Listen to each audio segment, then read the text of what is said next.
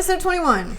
Ooh, can't believe it's already episode 21. Yeah. So welcome back to Chemist Confessions. It is me and Victoria talking about all things skincare. It's a very casual human conversation. And what are we talking about today? Yeah, so it's time to get ready for summer. So, of course, this episode's going to be all about sunscreens, the new stuff, the good stuff, the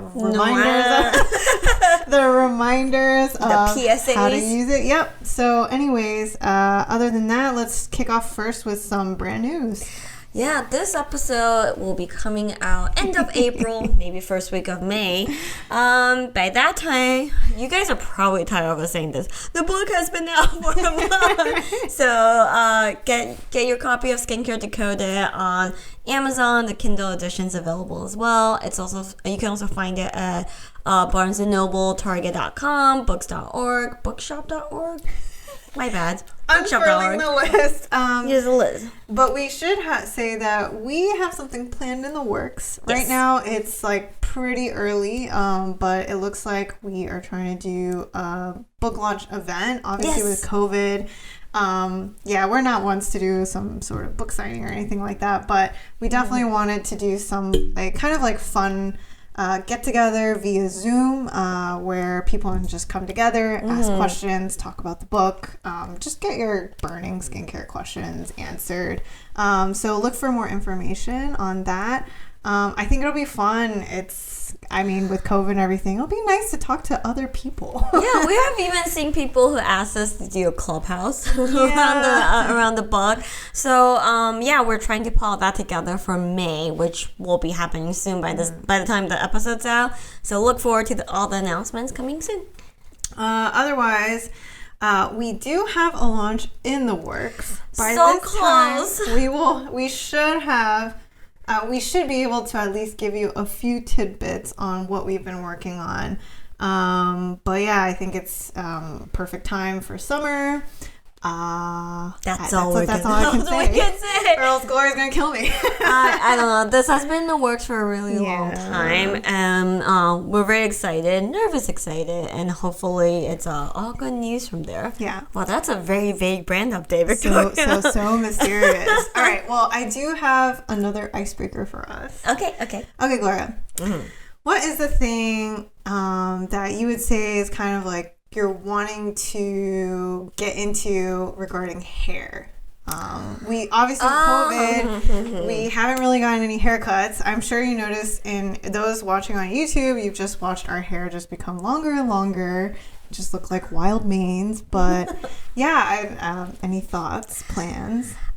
So I've wanted to dye my hair for a really long time. My hair has been just pretty black and standard for most of my life. Yeah.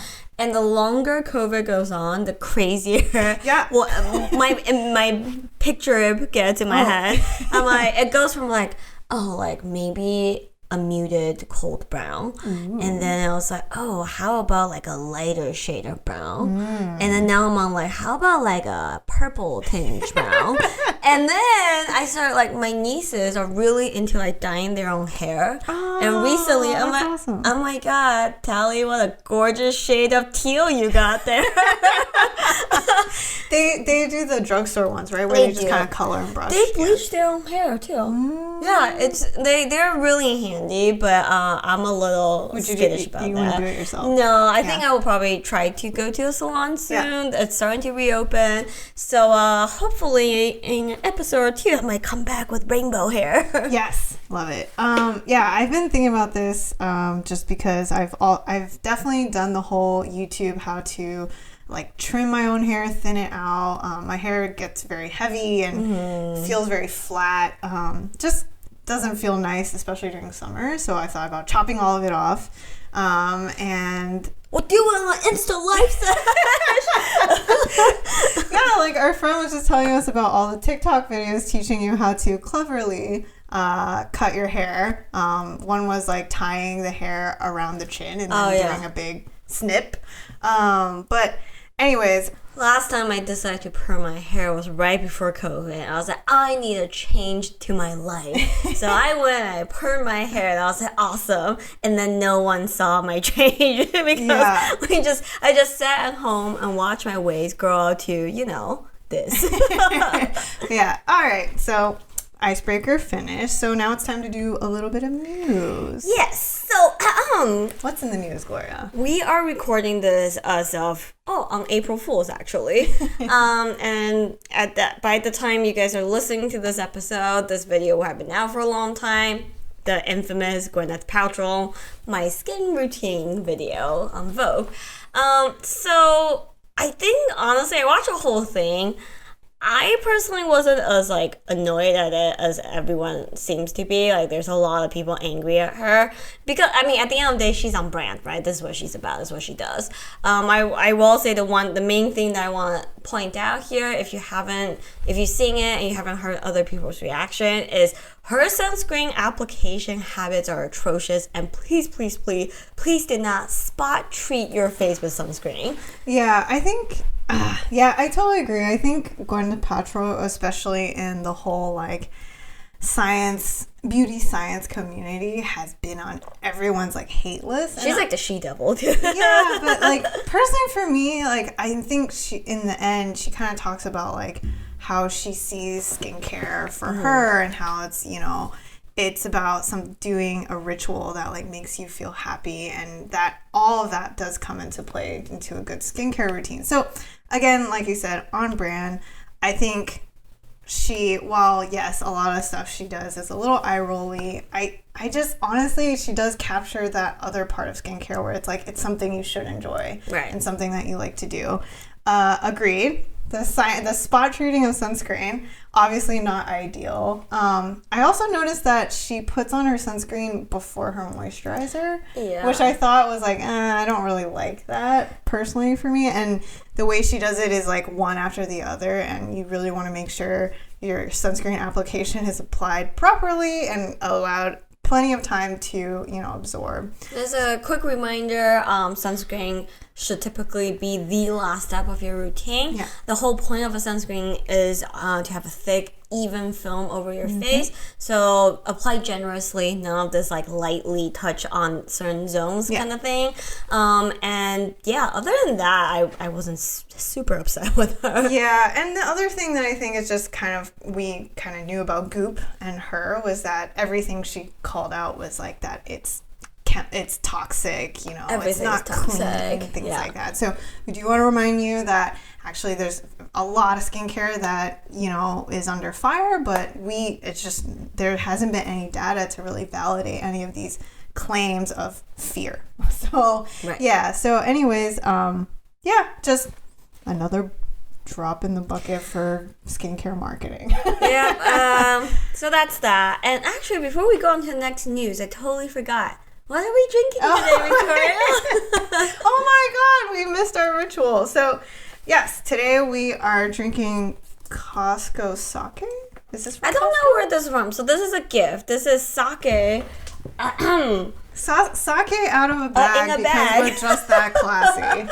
Yeah. Yes. So it's one of it's called Taiku, right? Yes, Taiku. It's actually pretty delicious. It easy is. to drink. So they actually sell the bottle at Costco. So they do. Yeah, okay. But I have not seen the sake in the bag, but it is genius and great. So I'm by no means a sake connoisseur, but this is pretty good. So highly recommend. Yeah. All right. Next piece of news, Loop by Ulta. Yeah, this is a new initiative done by Ulta. Basically, you're going to and you start seeing a bunch of sustainability initiative by big players, which is great. And Ulta's take on it is this special website called Loop by Ulta. What they do is they send you your goods in a bag. It's just a canvas bag, and so there's no waste of plastic packaging, paper boxes, and all the products you receive. You're renting the bottles from them. And what that means is when you're out, you put it back in the canvas bag that you got it in, and you send it right back to Ulta, who will be in charge of cleaning it and reusing it for other customers. I really like it. It kind of reminds me of Rent the Runway because same thing. Your dresses come in a canvas bag and you return everything in the canvas bag. You know, no waste, no packing peanuts, things like that. So I love it. I have one concern. Go on. Stolen packaging. Yeah. So that's the only thing that I have questions on, but I think it's such a good initiative. Honestly, you have to start somewhere. I always feel like it starts from behavior. So getting in that right mindset, it's a great thing. It's a good effort. So yeah, and I think last time we talked about sustainability, I don't even remember one, but basically it's next podcast. Hint, wink, wink. The reality is there has been sustainability related work done for the past 2 decades maybe, but it's just really hard for something like this to gain traction. The Loop by Ulta right now only has 55 products and it's focused on grooming. So a lot of bath products, there's shampoo, there's body lotion. There's one notable skincare product is Matte Hippie's Vitamin C is on the list. So we hope it's a successful launch so it can expand into other categories as well. I feel like it's something that I'm really curious to see how it grows. I mean, us being on Industry Insiders, like knowing how difficult it is to find I guess, package some of our formulas in recyclable packaging is incredibly difficult because you also need to make sure those formulas can last their shelf life. Right. So, but again, the more buzz, the more energy, the more business around this, I think it's just going to open a lot of doors in sustainability. So yeah. So check out Loop by Ulta. Next, I meant for this to be a surprise pop quiz to Victoria. Okay. I saw this in the news and it was not what I expected. So people compiled the data of the most searched for brands of 2020. 2020. Yes, for the whole year. So what would you guess number one? I think easy is The Ordinary. Yes. Without a doubt. Yeah, so that is definitely not a surprise at all. We got questions about The Ordinary, how to layer their products all the time. Also, their descriptions are incredibly confusing. Yeah. Yes. Yeah, so, okay. Let's see. What about CeraVe? That has gotten a big buzz recently. No? Okay. So right now, I have taken down the top 1, 2, 3, 4, 5. 5 brands. And Ordinary is, I will say, that by far the most searched brand was something like 6 million searches. Wow. And after that, it drops down to 4 million, 3.5. So I'll give you 3 guesses. You can guess any of these on this list. Okay. Let's see. Something that's made of... Okay, if Deciem is trending, what about Inky? No. The wannabe... No. What was that, Gloria? What was that? The Ordinary wannabe brand. What? No. Okay. What about... what else do we get a lot of questions on? Honestly, the SkinCeuticals Vitamin C Serum.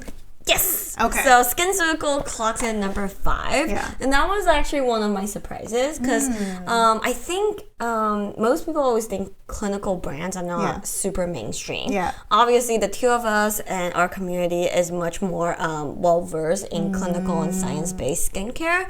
But to see something like SkinCeuticals hop on the radar, on mainstream radar, I think that's really great. Yeah, agreed. And it just means that people are looking for results at the end of the day. So, yes, we love it. Good.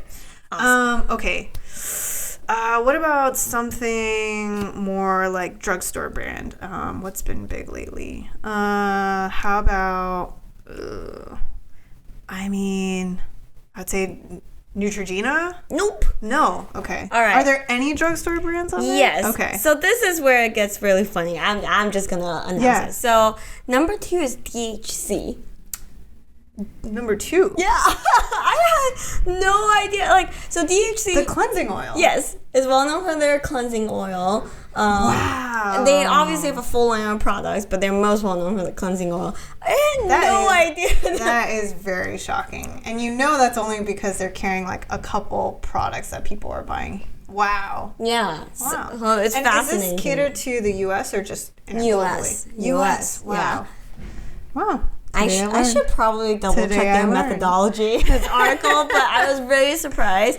Number 3 is La Roche-Posay. Okay. And then number 4 is Bioderma. So Bioderma. Wow. So for me, La Roche-Posay Bioderma SkinCeuticals was like a pleasant surprise. Yeah. And you can just see the market skew clinical towards skincare. Yes. So yeah, that was kind of a fun quiz. I did not expect it, so. Yeah, I agree. DHC though. Yeah, I was like, good on you guys. Okay. All right, cool. And last but not least, we got at least one. We got a launch. Yes. This is not super new by the time the episode comes out, but you might see Hourglass has come out with a new limited edition red lipstick. And what makes it so special is it's the first lipstick with synthetic, non-animal derived carmine. Oh, that's pretty cool. Yeah, so I think the two of us have always worked in skincare. Yep. So color cosmetic is something we're only like more loosely familiar in. Mm-hmm. But when vegan products are taking off, some of the hardest things to replace are pigments. Yes. Because carmine comes from crushed beetles. There's a shade of ultramarine blue that's also really, really, really hard to replace. We're not experts on pigments, so that's about as much as I'm going to say. I mean, I do feel like makeup is an area where clean beauty came from because they were so afraid of hearing things like lead, animal derived. So I think, wow, that's great. Do you know where the synthetic carmine is sourced from? No idea, because I didn't read into it in detail, but it's a PNG patented technology. So. Let me double check this. If it's not PNG, I'm sorry. Note to self, I'll look it up. I'll cut this part out.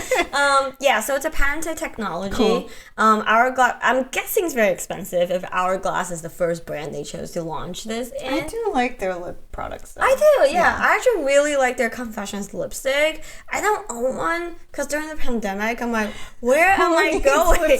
Yeah, why do I need a $40 lipstick? Where am I going? Also, they do really good work with their packaging. Yes, yeah. We're big fans of Hourglass in general, their makeup.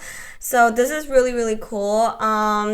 We hope to see more of it in other brands, but we don't. This is still very new, so curious to see how it does. Yeah. And sometimes I will say, I hate to be a Debbie Downer, but a lot of times the first gen of blank replacements falls a hint short of what they're trying to replace. It's true. I mean, a lot of times they just can't help but launch as soon as possible to create that buzz. So the idea is you replace to get good enough, not necessarily better. But I mean, I think it's a step in the right direction. So yeah. So cool. Awesome.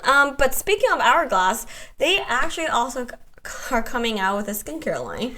Yeah. So makeup brands going to skincare line is a very interesting topic. I don't think I have been super impressed with makeup brands that choose to do that. True story. A lot of times what happens is you want to give their hybrid skincare a shot. So they'll do like tinted foundation, like tinted moisturizers, but then once you start getting into actual skincare textures and formulation, then a lot of times it does end up falling short, but yeah, I took a look at this and I will say I'm not super impressed with. Also, it's quite expensive. Yeah, the entire line is basically over $100, and this comes complete with a $105 sunscreen. And oh my God, Murad is so cheap. Yeah. So Victoria has mentioned a few times that Murad has her absolute favorite mineral sunscreen, but the downfall of that sunscreen is, who wants to slather $60 sunscreen all over their face thick? Now, if you have a $105 sunscreen and makes you want to apply sunscreen like Gwyneth Paltrow, it's just not going to give you the protection you need. Yeah, so totally agree. And I feel like looking at, unless the texture is just incredibly amazing, I mean, just looking at the formula, it isn't making me super excited to go and try it out. So so I guess we'll wait and see what that's like. They claimed a lot of They claim cell balancing complex with a lot of extracts. They call there's squalane, which they call an antioxidant. Yeah. So anyway, good on you with the lipstick. I'm a little skeptical of the skincare, but we'll see. Yeah. All right, so it's time for the meat. The meat. We have sunscreen trends today. The meat. So I was like, oh my god, she's gonna do it again.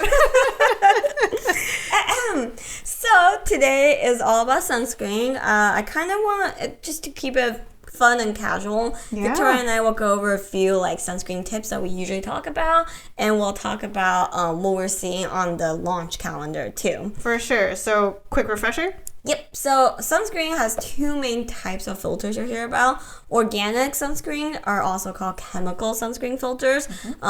These have been getting some awkward bad press recently.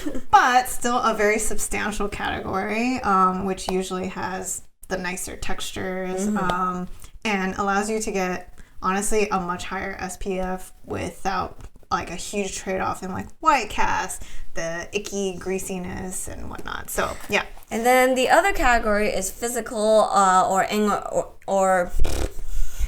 don't know why that's such a struggle right now. Physical or mineral sunscreens. These are two very simple ingredients: zinc oxide and titanium dioxide. Yeah, and we will say one of the difficulties of sunscreens, especially in the US, is that the FDA moves very slowly in slugs, I say. Yeah, and improving any sort of new sunscreen filter. Hence why you might find that textures in Asia and Europe are so much better than in the US. Fun story. I went to pre-COVID. I went to a Society of Cosmetics meeting where the FDA actually came to speak to the group about this new sunscreen ruling that we were supposed to get in like 2008, then 2020, then 2021. And basically I haven't heard zilch I mean, and then with COVID, I mean, at this rate, probably won't hear anything till 2050 at this rate. So, and I will say all the FDA speakers that they look so tired. I know. And then at that point, they had just come out with, you know, how sunscreen filters, these chemical filters are making their way into your bloodstream, so they had to deal with the press of that. Poor FDA. Poor press. Which, by the way, if you're curious about a list of nice sunscreen filters that the US doesn't get because of the FDA, there's a great book called Skincare Decoded, and they have a chapter on sunscreen with a whole chart of sunscreen ingredients you may be curious about. Yeah, agreed. And just so I think another thing we want to clarify is a lot of people think like physical filters, they like remain on the skin and they really more work as a shield, blocking the UV rays from penetrating. That works probably like, it's probably about 5% of the way that it works. It actually works very similarly to chemical sunscreen. So I do want you guys to know that it's not that they're two completely separate systems. But yeah, unfortunately with minerals, the white cast, it's just really hard. It's really hard for darker skin tones to use, or even those with like a more like yellow undertone like myself. Doesn't quite work. So yeah. So, anyways. All right. So, we're going to go into some trends that we're seeing with new sunscreen launches. Trend number 1. So, we are seeing a lot of hybrid products. Yes. That's combining antioxidants with sunscreen. And this isn't super new. Sorry. This isn't new. So there's a lot of antioxidants in sunscreen. But recently what's interesting is we're starting to see brands try to put high levels of active with sunscreen. Probably the two most notable launches are the Supergoop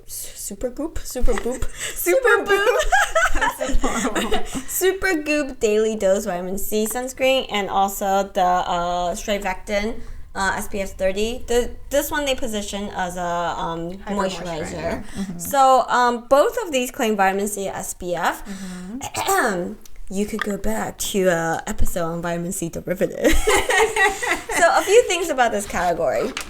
They do not use the L-ascorbic acid form of vitamin C, which is what we consider to be the main true antioxidant. So Supergoop choose to use the 3-O-ethyl ascorbate. They have a whole blend of stuff, including 2% cockadoo plum extract. They have the 3-O-ethyl, 10% 3-O-ethyl, and also 2% niacinamide. This is a pretty heavy-handed active loading. Yeah. Definitely a effective level of ingredients. Yeah. Okay, they did a clinical on it. It's all good news and sounds like a no-brainer. Both of these products use chemical filters, which you'll see the physical filters just doesn't formulate well and doesn't play well with other active Honestly, ingredients. none of these filters like to formulate well. So anything with high-level actives, with sunscreen, definitely a bonus. I think it does take work to get to those levels, but there's trade-offs, right, Gloria? Yes. So you're gonna hear us say it so much that we should probably make a T-shirt out of it, which is texture is king when it comes to sunscreen. So I think it's really cool that hybrid products they're trying to push the boundaries of what sunscreen can be. Yeah. And with this active glow, it could be enough. You might not need to layer a serum, but if you tried this product and you feel like, hey, this texture doesn't work for me, or like I feel like it's too heavy-handed, it is a little bit on the greasy side, and you're not gonna, again, if it makes you want to apply sunscreen like Gwyneth, it's not the right sunscreen for you. Yeah, so I have to say, we've been testing this out, and I have a really hard time wearing the Supergoop one, unfortunately. I love the whole story behind it. I love the dual purpose of it. But if I want to apply a good enough amount, it ends up leaving my skin really shiny and really greasy. I don't know for you, Gloria, with dry skin, do you feel like it's more moisturizing? Maybe is it better for dry skin? For me, I'm also not a huge fan of the texture. Yeah. It does dry down to something that is tolerable to me, but it takes some time and it's filmy. Yeah. And filminess isn't necessarily inherently bad in a sunscreen. You do want it to make a film, but that film kind of stays a little bit. Yeah, I would put it on, but let me just do it now. Clowntoria coming. Yeah. So this is kind of what it looks like coming out, and if I start applying, here, I'll do it on one half of the face. It looks like I am in a sauna. Oh, toasty. Yeah. By the way, now it looks like I have just come back from the gym. By the way, if you guys hear heavy breathing sound in the background, that's Victoria's dog. It's not me, I promise. Yeah, Maisie is under the table being punished, having to listen to this podcast while she naps. But yeah. Anyway, so you can see I am now very, very shiny versus this side. Yeah. So again, like if this texture works for you, then great. Sunscreen is finicky and really, really skin type dependent. Yeah. So again, like all these frills, all the actives, they make for a great story. If it works for you, great. It's like a bonus. But texture is king. If the texture doesn't work for you, no need to bend over backwards to make this sunscreen work for you. And I think another thing we should also note is with the strivectin, it being a moisturizer, just keep in mind with anything that's a hybrid, you want to apply it like a sunscreen. Don't apply it like a moisturizer. I dropped the lid. I'm sorry. Start over. You want to apply it like a sunscreen and not a moisturizer. So it's just important you actually are applying enough of it to get that protection. Yeah, so this is the strivectin product. If I'm applying like a moisturizer, a little bit that can cover my face and a very, very thin layer, to me it's good enough. Yeah. And like Victoria mentioned, because if you're using it as a sunscreen, you want to really lather it on. Exactly. So I should mention that the strivectin uses THC ascorbate, which is an oil-based vitamin C. Yeah. Again, to us, I think the strivectin has a slightly more pleasant texture that's more layer friendly. Can confirm. So, but it comes down to the clinicals are nice, the stories is nice, the active load sounds very attractive. But is it necessary to go this route? No. So, at the end of the day, sunscreen's priority is have a pleasant texture that you don't mind slathering over your face and reapply. Yeah, exactly. And I will say, thioethyl, THC ascorbate, these are the two that are really popular right now. You'll see, I think there's going to be even more launches coming out. And hopefully more data on it. Because if you were listening to the vitamin C derivative episode, these are still quite new. And in terms of antioxidant, not so much, but possibly in terms of pigmentation. Right. I have a question for you. Oh, God. Let's say I'm a fan of either one of these products and I use it all the time, but I also like SkinCeuticals C ferulic. Would you use L-ascorbic acid in conjunction with the sunscreen?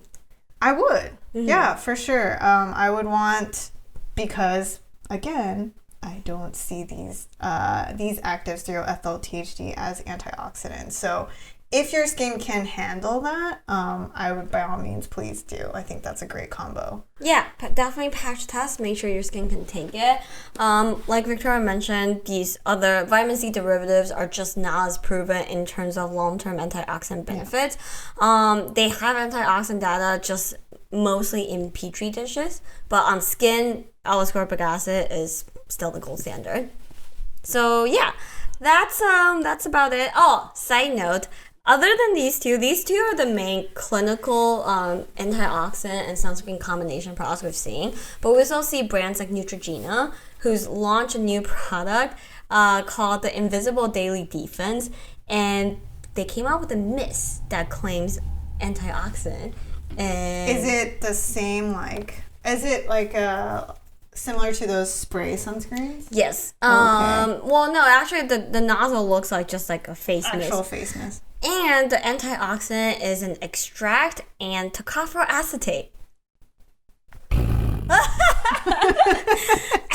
quick note on mist. Again, going back to our comment that sunscreen, we're gonna sound a little broken recordy this episode.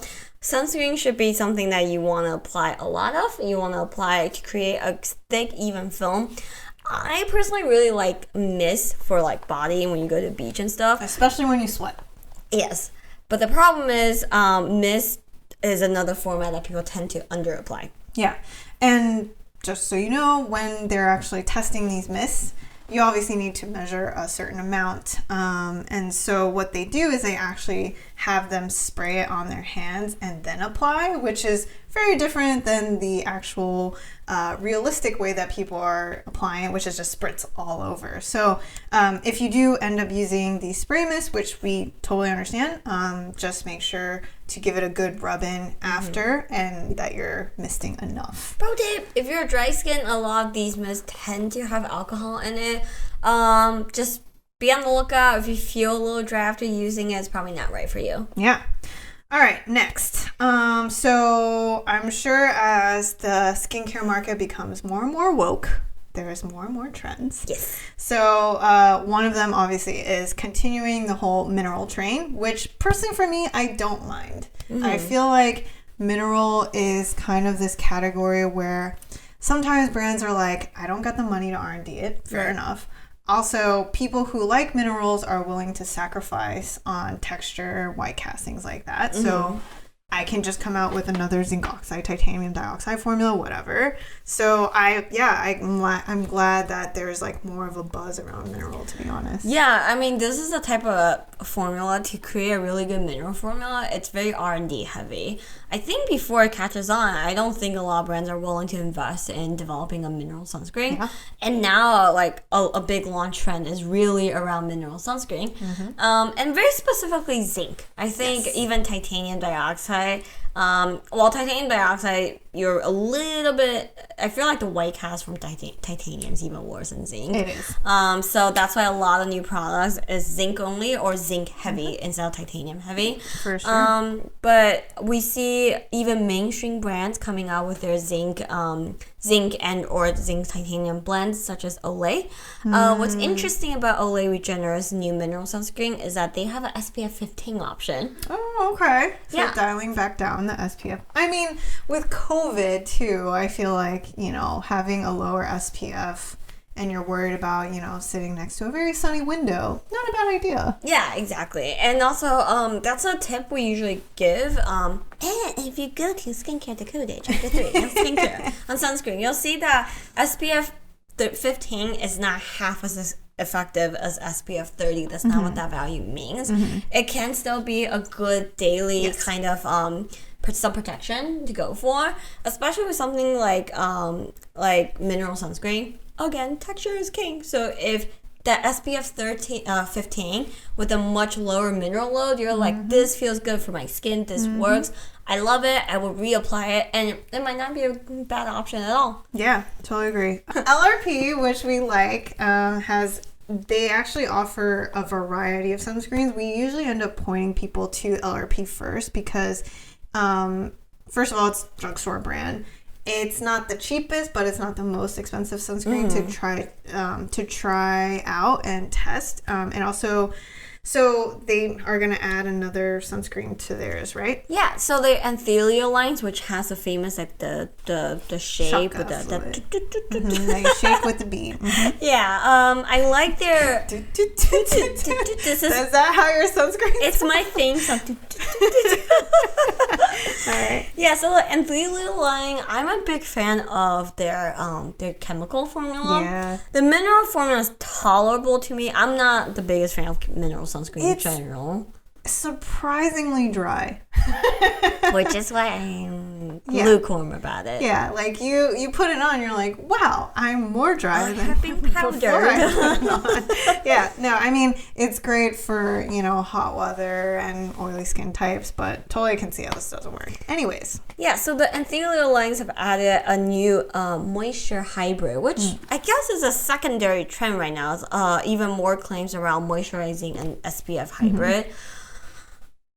People have said this one gives them really bad white cast. Oh no! All right, I guess I'll test it out. I'll let you guys know if we need to confirm this statement. Yeah. So quick run through of everyone else that's also coming out with a mineral sunscreen. We have Aving's Mineral Tinted Compact. Tinted is a decent way to get around the white cast look. However, I will say the white cast is not necessarily just about making it whiter. There's something unnatural about the white cast that sunscreen filters can give you. So when you tint it, sometimes it just looks like a darker unnatural or look. something your skin has taken an unnatural tone. Yeah, it's like the way it reflects light is not what you expect of skin. Yeah. So it don't look right. Sometimes for me, it just makes my skin look peach. Like what you think of as a peach color. So obviously that's not going to look quite right on me. But yeah. So for me, because I'm pretty pale most of the... Fair. Yeah. It doesn't give me a white cast, but it makes me look a little sick. It's like my skin tone's not changed, but the way the light bounced off it's just not very flattering. Yeah, the plight of minerals. So hopefully these formulas will get better. What else we got? Yep, Cocoa Kind has an SPF 32. Dr. Brand has a Liquid Shield SPF 50, which is another weird trend I'm seeing. I don't know if it's weird, but I think so. Dr. Brand's Liquid Shield comes in a dropper bottle. I'm very indifferent about sunscreen in a dropper. I don't like it because the texture is already greasy, and then it's just like sliding on, Yeah, and then also, with face oils, you tolerate, right? Because it's nourishing, it gives you that glow, But I think with sunscreen, it's just a little yucky. Yeah. And last but not least, this is by no means like a comprehensive overview, but there's a ton of mineral sunscreen coming out. There's a Dr. Dennis Gross came out with an all-physical lightweight wrinkle defense broad spectrum sunscreen SPF 30. Is it anti-aging? They claim so. Okay. So this is a kind of an industry insider story, but sometimes when you do testing and you only do the placebo has moisturizer and sunscreen by itself, no actives, you can actually reduce wrinkles. Yeah. So that's a fun fact for you guys. Sunscreens, we harp on it so much. It's because it's the true anti-aging move. Yeah. Yep. Of all these products, and we're going to do a post on this when this episode comes out, you will see an underlying reason why you should not go to a farmer's market and buy someone's like ninja blended homemade brew of sunscreen. Because so if you go through this list, you'll see zinc oxide or like total mineral load from like 9% to 25%. And you can see products with very similar mineral loads, like let's say 2 products with 16%. One might claim SPF 30, the other might claim SPF 50. And the reason is the rest of the formula really matters. Like there are times we get questions that's like, oh, I want to make an SPF like 50 formula. How much avobenzone do I need? Like, there's a base level that you need, but the rest depends on everything. And okay, also, just to get the sunscreen to survive 2 hours is a challenge, and it needs to be heavily tested. So, I'm just gonna keep drinking. Yes. So it depends on the rest of the formula, how it lays out, how you apply. Are there film formers? Is it resistant to rubbing? All of that matters. Is it properly dispersed? So please do not make your own sunscreen at home, and please do not trust the brands. Don't encourage this behavior. Yeah. Don't do it. Don't fund their behavior to believe that they should be making sunscreen in their kitchen. Yeah, and this goes back to our suggestion a couple episodes ago, is we love our indie brands, but if there's a category where you go big, it's sunscreens. Yeah. Because Neutrogena is that much more scared of your class action lawsuit than the farmer down the street from you. Agreed. And then finally, there's actually one more trend, right? I think it's also has to do with, the whole bloodstream studies from the FDA and the reef studies. But now a lot of sunscreens are going oxybenzone, octinoxate free. Yeah, so we also see brands that are starting to realize that, mineral sunscreen kind of blow. They're really difficult to formulate. So I also see a lot of new chemical sunscreens come out, but a new claim that everyone's now focusing on is oxybenzone and octinoxate free. So this makes me kind of sad because when you formulate with these two, the textures are beautiful, they're fresh, you can create some really nice like gel cream textures. But I guess I can understand this sentiment. I don't necessarily... I'm lukewarm because on one side, is there data actually showing that these two are bad? Not quite. But is there concerns around this that need to be investigated? Yes. So I don't know. How do you feel about it, Gloria? So to me, it's like the catch-22 of skincare. Look at Exhibit A parabens, right? Yeah. You have an ingredient category that people freak out about because of a few studies that may link it to something very negative, like cancer. So then all the research goes into it. They test it over and over again and show that, hey, it's okay. Like, this is fine. We understand this ingredient very well, and it's very safe to use within these constructs. But the marketing ship has sailed. It is firmly under the bus. People don't want it anymore. Yeah. And then, so this is where, like, kind of like the parabens, I think the takeaway is if you find it in your skincare, don't freak out. If you start seeing more and more noise about how this shouldn't be in your sunscreen, don't freak out too, because ultimately, going back to the first sentence we breathe on this, you need to find something that works, that you're willing to put on multiple times and reapply. So with, as far as the safety wise, and again, the FDA they are looking into it after those studies. There has been no link to any sort of health concerns. On the coral reef side, if you are worried about these, I can say there's also a party of scientists trying to figure out what the initial data that came out, what does that actually apply to? A lot of those were in settings that may or may not be actually accurate to how it was, I guess may or not be accurate to realistic settings in the ocean. And so they're going to figure out how that translates, what's the long-term effect. But all that work is in progress, and we just have to wait to find out. So long story short, until data comes out, the sun is still the enemy. Keep doing you. Yeah, like aging concerns aside, skin cancer is still very real. Yeah, I mean, granted, and rising. Yeah, granted, everyone's bumming inside nowadays because of COVID. That's but true. You'll probably see a drop in that this year. Yeah, but let's be real. I feel like as soon as we're in SoCal, Disneyland is about to reopen. So when all that stuff's opening up, let's be real. People are tired of staying inside. I can just see flocks of you heading straight to Disney. So, Gloria, yeah, sunscreen. What's up? Once the COVID pandemic is over, where's the first place you want to go? To a brewery. I don't know. I think I feel blessed to be in SoCal now because at least outdoor dining has been bearable. Really, really feel for the friends on the East Coast where like in this weather, outdoor dining is still not a very realistic option. I think I missed I don't know. I am starting to get to a point where I kind of miss my friends. Which you have to say that like so painful. Like you could not believe that you miss seeing your friends. Well, no, I mean, I'm the only one she meets. That's right. Well, no, I always feel like I'm a bit of a hermit. Yeah. Where like I don't know. I'm like the odd one out where I feel like if I see my friends like a couple times a year, I'm good. I'm not someone that like needs to be at everyone's birthday parties. I don't need to be talking to everyone all the time. But recently, I'm like, I feel FOMO, but nothing's been going on. You know what I can't believe? I'm 31. I kind of want to go clubbing. If any of you guys have a very strong urge to go clubbing and are in LA and the pandemic ends, call us. I'd love to go. Actually, dance it out for a good couple hours and then I'm going home. Fun fact. So, Victoria and I, we work with a manufacturer in Taiwan, and we go there a lot to work on the formula ourselves to make sure that production's going well and stuff. And what do at night? We go clubbing in Taipei.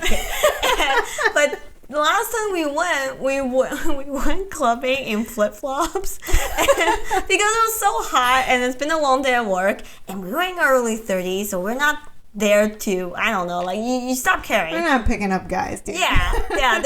We missed that window in our lives, so we were just there to dance and have a good time. I just remember the bouncer giving us the most pained look on his face, like, ladies. He was so disappointed in my shoe choice. Must you wear flip-flops? Could not believe that I would show up like that.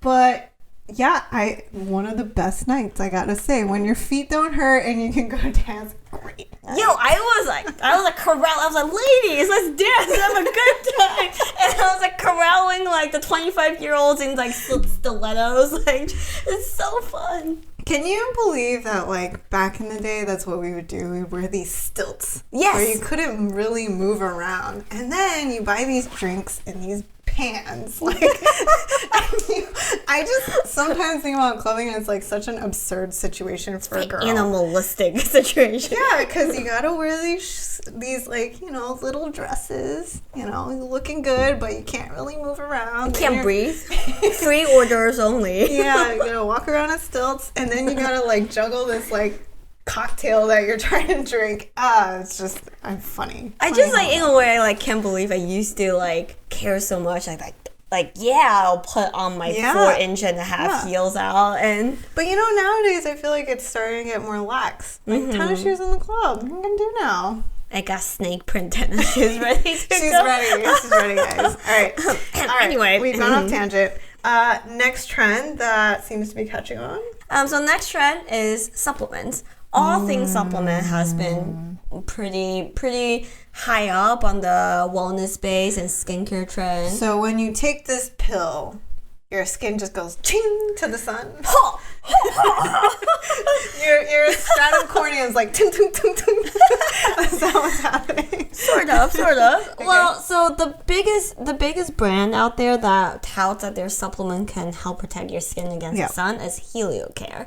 And what's interesting is that it sounds very hokey. Right? It's actually been around for a couple years now. Yeah, but I think finally gaining some traction this year. Yeah, exactly. And the thing is, like, the most important thing to remember before we go deeper into this subject is that it does not replace your sunscreen. Okay, just wear your sunscreen. Even though they have done studies, interesting enough, that if you take these supplements, your erythema, or basically your chance of getting sunburn, can go down. I think basically my big takeaway from the general studies is that your diet is very important to your overall skin health. Yeah. So they've looked at common ingredients like beta carotene, vitamin C, even niacinamide or vitamin B in your diet, and found that if you take these, then your skin's defense against sun damage goes up. Nice. So first of all, that means Gwyneth Paltrow is not 100% wrong. There's 1% where she says your diet and wellness all play in fact. Yes, Gwyneth Paltrow has a point. I'm just totally trolling Gloria. I mean, eat like Gwyneth, do not apply sunscreen like Gwyneth. Oh God. Anyways, yeah, continue. Where was I? Oh yeah, diet. Diet plays a huge role in your skin health, whichever way you slice it. Yeah. Some of the main ingredients that they look at in studies is lycopene. Astaxanthin, that's the stuff that you'll see from that's derived from krill or shrimp. Beta carotene, vitamin D, not surprisingly, because but everyone's vitamin D is deficient since 2020. Yeah. Vitamin D. Yep, vitamin E, and good old niacinamide. Oh, okay. Yeah. So that makes a lot of sense. Yeah. So what's interesting is these studies will look at oral benefits of taking these supplements, and ranges from protecting you from erythema, sunburns, or it studies down to the cellular level where it looks at some of these ingredients and how to protect from cell damage and DNA damage. That's pretty cool. Yeah, nothing you see should claim these things, but just so you know, in the background, people are looking at these factors, and they're finding that they absolutely play a role to your body's defense system. I will say, I mean, there are some people who will, they talk about how they apply so much sunscreen and still get burned. Yeah. I totally understand that. And so I would say I can see a place for this, but it's a supplement. Just like the AOX serum, just like vitamin C, ferulic. You can add this in, but it's only to boost. It's not boost, but to buffer your sunscreen. Yeah. Heliocare itself has done a lot of clinicals. Yeah. We won't go into details there. Look for a blog post on it soon. But they definitely did do their homework, and that's such a good point what Victoria said. Think of these, especially if we know there's a subset of you with sun sensitivity. I definitely know a few people that's straight up they call it almost sun allergy, where it had nothing to do with sunscreen. You just get irritation and rashes that much easier in the sun. These are type of supplements that could help that. I think we should trial it, Gloria. You think so? Yeah, this summer. Oh. Okay. We'll come back. Hopefully with tan. But yeah, no, I really think it makes sense. I think it's just, I think we need supplement. We need ginkgo or something. We need a lot of supplement help in general. People are saying we need all of the supplements. Yeah, agreed. So I'm excited. I'm excited to see what other testing they're gonna do on this. So yeah. All right, last but not least, it's not really a trend. I just saw 2 or 3 products at launch with this claim that I thought was very bizarre. There's Sunbum and Kula both came out with an SPF 70 product. Oh shoot! 70! 70! Can't claim 100, so gotta go 70. Is good enough. So good soju. Sake. Yeah. So, if you look at our chart in Skincare Decoded, SPF value in terms of percentage of UV light block goes something like this. So SPF between SPF 70 and 50 and 30, the percentage difference in amount of UV light block is a few percent.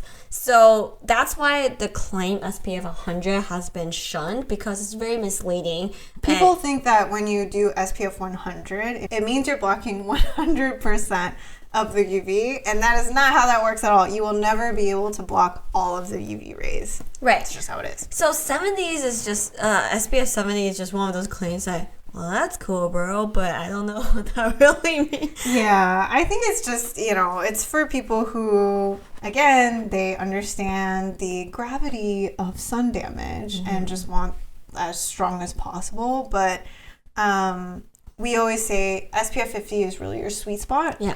The texture, the trade-off from like texture and protection, we think is like just a really good range for like all around sun protection for even like if you're getting a lot of sun being really active, you can find SPF 50s with water resistance. And so anyways, again, you don't have to play. I agree with this trend. Don't play into that. Get your texture is king t-shirt here. But yes, just remember things you like to apply, want to reapply trumps any of these frills that you see. Yeah, but otherwise, I will say I'm very excited to get some sun this summer. Please. Yeah, I'm excited to be outside and be active again. I don't know about you guys, but I feel like with COVID, holy cow, so unhealthy. Like a really unhealthy lifestyle. My legs reflect sunlight right now.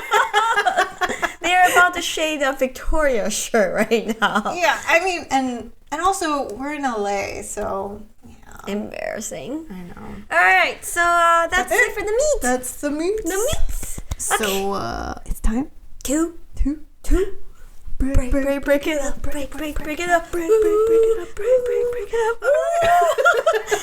Victoria really misses clubbing. Seriously, call me. All right, so today Gloria is taking over Animal Corner. Yes. Which animal are we showing and telling? Peacocks. Is this because you have just moved to LA? Yes, correct. And discovered a very an animal neighbor. Very unfortunate animal neighbor.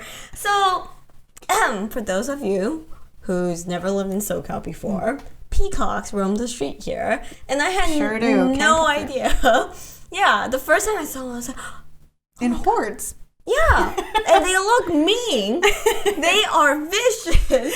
But anyway, so it's a SoCal thing apparently, or especially around the Arcadia, Pasadena area. You'll just see peacocks roaming the street, randomly staring at you with greedy, beady eyes. Like, drop that muffin and I won't eat it.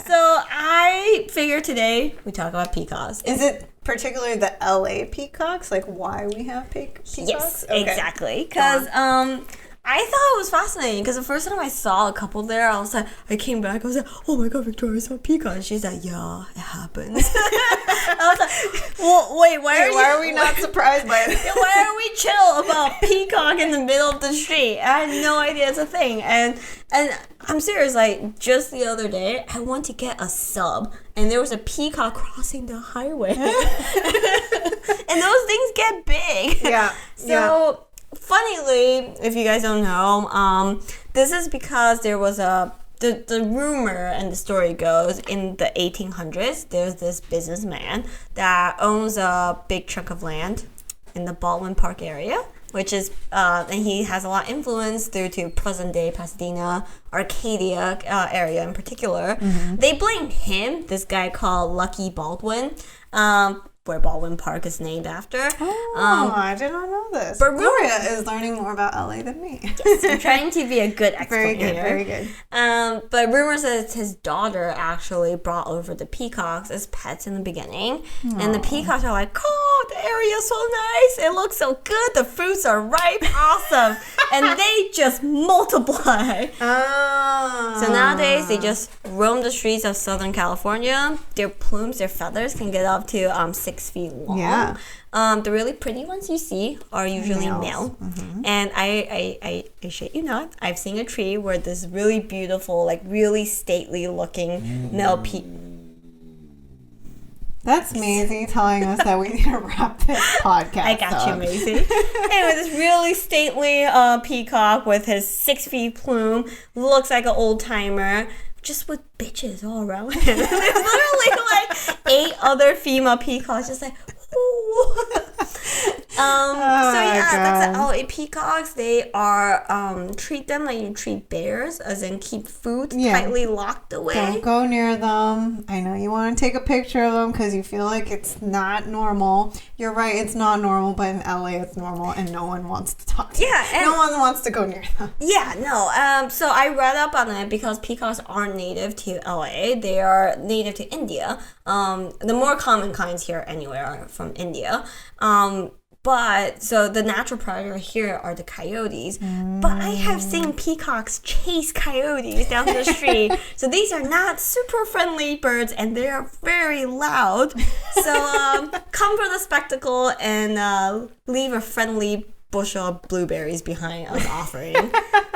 It's a peacock. That's great. I really never knew. It's LA's kind of weird. Like on the east side, there's actually horse farms. And in Burbank, you can actually see like there's horse trails, something you really didn't think of coming to, the glitz and glamour of Hollywood, LA. So anyways, I never knew that. But now I know. Yeah, but also friendly notice that these are protected birds. So don't chase them, don't hurt them, because you can get fined for shooting a BB gun. As if they need more protection. Yes. So that's it. That's today's quick animal corner from a new LA. Today I learned. All right, last bit. Q&A. Q&A. What burning questions are we tackling today, Gloria? All right, so we got a question on our blog that says, this article says part 1. This is talking about hyperpigmentation part 1. I'm sorry, I've been working on part 2 for like the past half a year. Do you have another blog post on hydroquinone? Which would you prefer, say, blah, blah, blah. Sorry. Okay. So basically her question is, what if your budget doesn't allow for derm and in-office treatments? What would you do? And she wants to use hydroquinone or no? Yes. Okay. So hydroquinone is, you can get OTC level from about 2 to 4%. That you can find your Walgreens, your CVS. Because it's an OTC product, it's fairly safe. I would recommend using it probably about upwards to half a year at a time. Don't exceed. So basically buy a product, finish it, but then give your skin a break after that.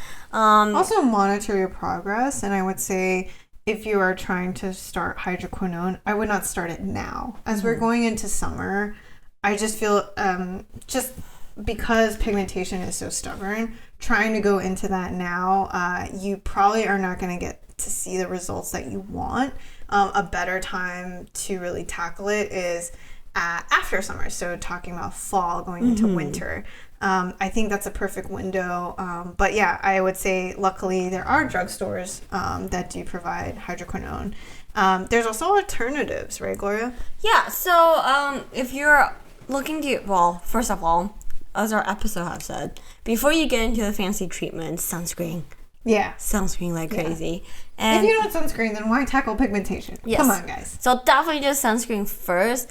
And then other alternatives, this doesn't replace hydroquinone per se, but definitely make sure you exfoliate. Yeah. Exfoliation is something that people forget when they're tackling hyperpigmentation. You want the treatments, but if you're not using enough like glycolic acid, you're not... that cell turnover in gear. Yeah, it's just not going to work as well. So that's another tip. And last but not least, this is where it gets weird. The more reputable skin hyperpigmentation treatments like Lytera, expensive. They add up. Yeah, and after a while they add up to an office treatment. So that's a good point. I almost want to say that if it's serious, if it's a pretty severe case of hyperpigmentation, I would almost recommend sunscreen, exfoliation, and save up for office treatments. If it's a milder case, then I would recommend treatments like azelaic acid and even niacinamide. Yeah, add niacinamide to your routine. And there's a great book called Skincare Decoded, where we actually build you skincare routines based on pigmentation. If you even sign up on our website, we will give you pigmentation routines with actual product examples. So anyways, the idea is, in the chapter, hyperpigmentation, it requires multiple actives targeting different points of the pigmentation timeline. So you have your cell turnover, you have your tyrosinase inhibition, you have your melanin that you're trying to prevent from actually delivering the pigment. So you want to be able to tackle this at different stages, and there is a relatively affordable way to tackle it, but once you get past a certain threshold of severity, if you're thinking about, what am I thinking about? Melasma, that's when you really, really should consider trying to save up to talk to a derm and get that help. Yeah. Next question. One of our followers recently asked, can I use lactic acid during the day while I'm using tretinoin at night? Yeah, so it's not uncommon. I would say you can just remember sunscreen. If you don't take away that you need a sunscreen from this episode, then why are you watching? Texture is a key in a sunscreen. You're an hour in and we still haven't convinced you. We're not doing a good job. Yes. But anyway, so yes, it's totally normal. A lot of people dealing with acne, they are using their acid washes and treatments both day and night. And also, I think a lot of people think that, you should only use retinol at night because basically if you use it in daytime, by using it daytime, you're causing that sun sensitivity. It's not how retinol works. The reason why we put it at night is because you want to save the daytime for simple habits, vitamin C, sunscreen. And you want to also limit to minimize the irritation potential. So that's why you only use it once a day. Things like that. So hopefully that gives you an idea of why, it's not common that you'll hear people to say, use AHA in the morning, but in acne, that's totally normal. Yeah, so we typically recommend giving tretinoin off night sometimes, and you can do a high, instead of say lactic acid every day, use a high level exfoliation mask, like the baby steps. That can be a way to work in your routine. Yeah. But regardless, I think AHA and tretinoin is a really good combination. Yeah. I think it comes down to consistency, because I think, it's fine to use during the day at lower levels and then just wear sunscreen. But at the same time, like if your skin, I would recommend starting with every other day. You don't want to overload the skin. But I will say, like for me, as I'm giving these tips, me personally, for me, a once a week routine is easy for me to remember. Like your basic sunscreen, moisturize, cleanse, I can do daily. But if you're talking about, okay, Monday, Wednesday, Friday, I do this active. Okay, Tuesday, Thursday, Saturday, I do this. And Sunday, I gotta have a skincare calendar? Yeah, that gets lost. So for us, like, again, what trumps all of that is consistency is king. Like, what will help you remember? Texture is king, t-shirt sale. Consistency is king, t-shirt sale. Yes. So if you want to work in lactic acid with your product, it depends on what's going to help you remember to stick to a cadence that works for you. Yeah. So totally agree. Is that it? All right. I have one more question for Gloria. Oh. This is because of this topic, but I just want to know, what is your daytime routine with sunscreen? As a person who has dry skin, someone who is more conscious about pigmentation, what would you do? So this might be a little surprising, but I like the really light Asian sunscreen texture. With alcohol? With or without doesn't really matter. Okay. I definitely moisturize before sunscreen. I know some people, like, especially if you're oily skin, you don't want to layer too many products. Some people think sunscreen is moisturizing enough. I always still have a moisturizer under sunscreen. Got it. So then sunscreen for me is like, I prioritize a lighter texture that I will reapply. Got it. Alcohol is okay. What's not okay is silica. I freaking hate powders in my sunscreen. Anytime I hear matte in sunscreen, I'm like, F you. It's not worth it. Because they be very drying. Yeah, it's usually silica. There's sometimes silicone powders. There's like all these things, like perlite even, that just... What about boron nitride? Hate it. Really? Yeah, my skin just hates powders. I learned. Yeah. I thought I knew everything about Gloria. Okay, good to know. It's like people are watching a marriage counseling session. Oh my god, I never knew that about you. Yeah. I thought I knew everything. Okay. So you like to keep it to cleansing, vitamin C.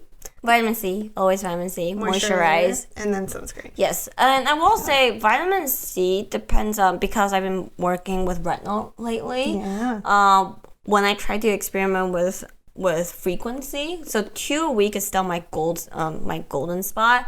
But if I'm going, You tried to say gold standard, but I our did. glycolic is called Yes. gold. Oh, we've ruined it. Yes. But if I'm, let's say this is a week where I'm like, you know what, I'm feeling adventurous. Let me try 3 or 4 times. I will actually skip vitamin C. But my main staple is still like Aquafix moisturizer.